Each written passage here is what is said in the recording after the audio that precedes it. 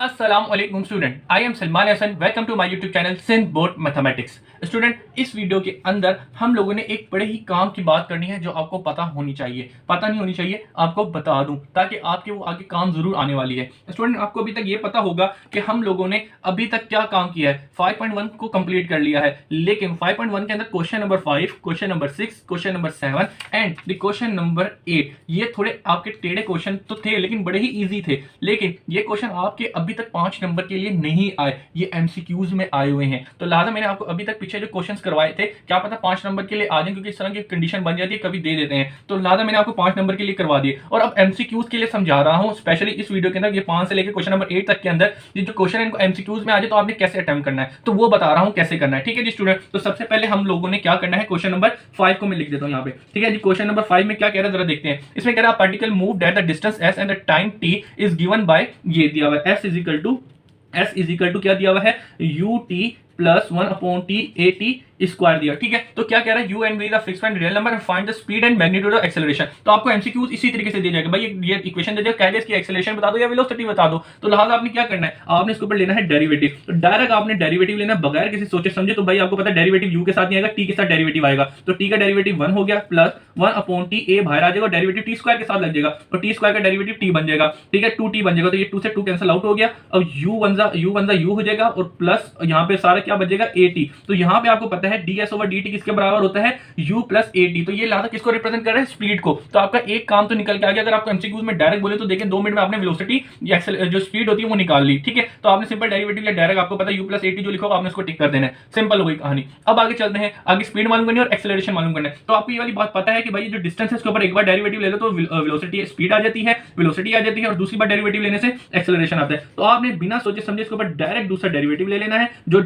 Second derivative लिया तो इसकी फॉर्म ये बन जाएगी, और डेरिवेटिव जब इसके ऊपर लूंगा तो u का डेरिवेटिव लिया, u एक कांस्टेंट नंबर, उसका डेरिवेटिव 0 आ जाएगा, प्लस और a का डेरिवेटिव a जो है बाहर आ जाएगा, और मेन फंक्शन के साथ डेरिवेटिव लगेगा वो है t। तो t का डेरिवेटिव 1 हो गया, सिंपल। तो 0 खत्म हो जाएगा और t वन जा a को मैंने 1 से मल्टीप्लाई किया तो a आ गया।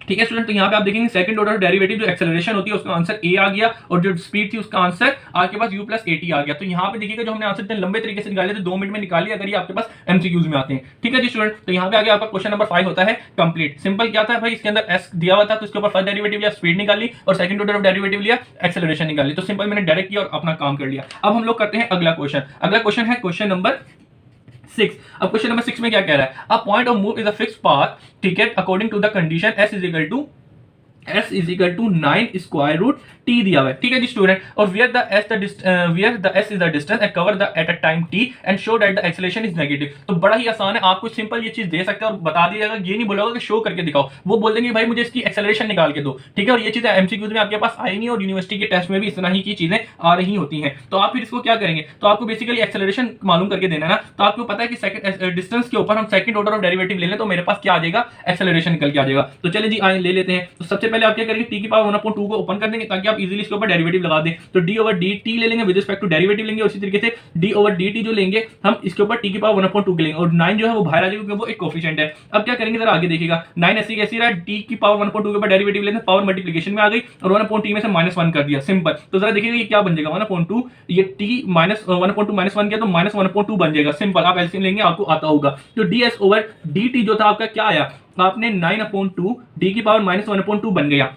ठीक है स्टूडेंट, ये आपने क्या निकाली, स्पीड मालूम कर ली, वेलोसिटी मालूम कर ली, लेकिन आपको क्या मालूम करना था, एक्सेलरेशन मालूम करके देना। तो वो बोले भाई मुझे एक्सेलरेशन मालूम करके बताओ। तो लिहाजा आपने एक बार डेरिवेटिव लिया, इसके ऊपर सेकंड ऑर्डर ऑफ डेरिवेटिव लेंगे तो इसका मतलब ये क्या बन जाएगा, एक्सेलरेशन बन जाएगा। तो लिहाजा ये क्या सेकंड ऑर्डर ऑफ डेरिवेटिव लेंगे तो ये dt स्क्वायर बन जाएगा, सिंपल। और यहाँ पे 9/2 है वो बाहर आ जाएगा, और मेन फंक्शन के साथ जो है हमारा डेरिवेटिव लग जाएगा। तो अब डेरिवेटिव ले लेते हैं इसके ऊपर, तो 9/2 बाहर आया, अब पावर है वो मल्टीप्लिकेशन में आ गई, -1/2 और मल्टीप्लाई बाय t की पावर -1/2 है उसमें से -1 कर दिया। ठीक है, तो सिंपल हमने पावर मल्टीप्लाई में लिया और पावर से एक कम कर दिया। तो जरा देखिएगा क्या बनेगा, तो ये बन जाएगा -9/4। ठीक है स्टूडेंट, क्योंकि माइनस का तो -1 मल्टीप्लाई बाय 9 तो माइनस का, और 2 टू द 4 हो जाएगा। अब आगे चलते हैं t स्क्वायर, तो -1/2 और -1 लेना है। तो जरा देखिएगा ये क्या बन जाएगा, एलसीएम लेंगे तो -3/2 बन जाएगा। ठीक है जी स्टूडेंट, तो अब जरा आए, आपको पता है सेकंड ऑर्डर ऑफ डेरिवेटिव किसको रिप्रेजेंट कर रहा होता है, एक्सेलरेशन को रिप्रेजेंट कर रहा होता है। तो 9/4 -9/4 t -3/2 है, आपका एक्सेलरेशन जो थी सेकंड ऑर्डर डेरिवेटिव आपने निकाल के दे दी है आपको। अगर देखा जाए इसने कहा था नेगेटिव निकाल के, तो आपने नेगेटिव भी मालूम करके दे दिया, लेकिन ये आपके एमसीक्यूज में आई है, वहां पे आपको ये चीज दी हुई है, लेकिन ये नहीं कहा गया कि शो करके दिखाएं एक्सेलरेशन नेगेटिव है, वहां पे कहा गया कि आप मुझे एक्सेलरेशन मालूम करके दें। तो सिंपल आपने एक्सेलरेशन मालूम कर ली है। और आप चाहें तो इसको कुछ इस तरीके से भी लिख सकते हैं -9/4, और जो पावर है उसको क्या कर देंगे, आप अपोन में लेके आ जाएंगे, तो ये पावर जो माइनस में थी प्लस में हो गई। तो आप इसको इस तरह भी लिख सकते हैं और इस तरह भी लिख सकते हैं एक्सेलरेशन को। तो यहाँ पे आके आपका क्वेश्चन नंबर 6 भी एमसीक्यूज के लिहाज से होता है कंप्लीट। अब हम लोग चलते हैं आगे। अब हम लोगों ने क्या करना है, क्वेश्चन नंबर 6 को करना है, क्वेश्चन नंबर 7 को करना है। तो चलें जी स्टार्ट करते हैं क्वेश्चन नंबर 7। अच्छा जी, इसमें क्या कह रहा है, if the pressure is y and the volume is x and connected by the volume is y = 1/2। तो बेसिकली ये इक्वेशन दी है 2/x की, ठीक है। इसमें कह रहा है find the rate of change of y with respect to x at x = 1/2। तो बेसिकली यहाँ पे आपको डेरिवेटिव dy/dx ही मालूम करना है, लेकिन जब x की जगह 1/2 पुट कर देना डेरिवेटिव लेने के बाद। तो सिंपल इसके ऊपर डेरिवेटिव लिया dy/dx, ठीक है, इक्वल टू और d/dx इसके ऊपर भी ले लिया। तो जरा देखिएगा यहाँ पे 1/x आपको पता है अपॉन में हम डेरिवेटिव नहीं निकाल सकते, तो 2 जो है उसको पावर को ऊपर लेके आ जाएंगे, -1 बन जाएगी सिंपल। अब आगे क्या करना जरा देखिएगा, ये 2 है, x की पावर जो मल्टीप्लिकेशन में आ गई, डेरिवेटिव लेना है x की पावर -1 पे, तो पावर मल्टीप्लिकेशन में आ गई, पावर से -1 कर दिया तो सिंपल। तो जरा देखिएगा यहाँ पे क्या होगा, dy/dx इक्वल टू, अब देखिएगा 2 को मल्टीप्लाई किया 1 से तो -2 हो गया, और x की पावर -2 हो जाएगा, माइनस प्लस और माइनस का 2 हो जाएगा सिंपल। तो अब आपने क्या करना है, ये आप इसको सिंपलीफाई कर लें, तो -2 अपॉन पावर मल्टीप्लाई अपॉन में लेके आ जाए, तो ये माइनस में था अपॉन में आके प्लस का 2 हो गया सिंपल। अब क्या करना है आगे जरा देखिएगा, अब हम लोगों ने यहाँ पे x की जगह क्योंकि 1/2 पुट करना है, तो dy/dx x की जगह आपने क्या पुट करना है, x = 1/2। तो जरा देखिए क्या होगा, 1/2 x की जगह पुट -2 था और अपॉन में x की जगह 1/2 पुट करते, तो जरा देखिएगा क्या होगा, -1/2, 1 का स्क्वायर किया 1 और 2 का स्क्वायर किया 4 आ गया सिंपल। तो अब आपको पता है ये घूम के ऊपर चले जाएगा, तो ये 4 मल्टीप्लाई होगा 2 से, तो ये -8 बन जाएगा। तो फिलहाल आपने जो आंसर निकालना था dy/dx, जो डेरिवेटिव लेना था और x की जगह क्या पुट करना था 1/2, तो वो सिंपलीफाई किया तो आपका आंसर -8 आ गया। तो इस तरीके से आपने 2 मिनट के अंदर अपना आंसर दे दिया। अच्छा जी, ये भी हो गया कंप्लीट। अब आगे चलते हैं।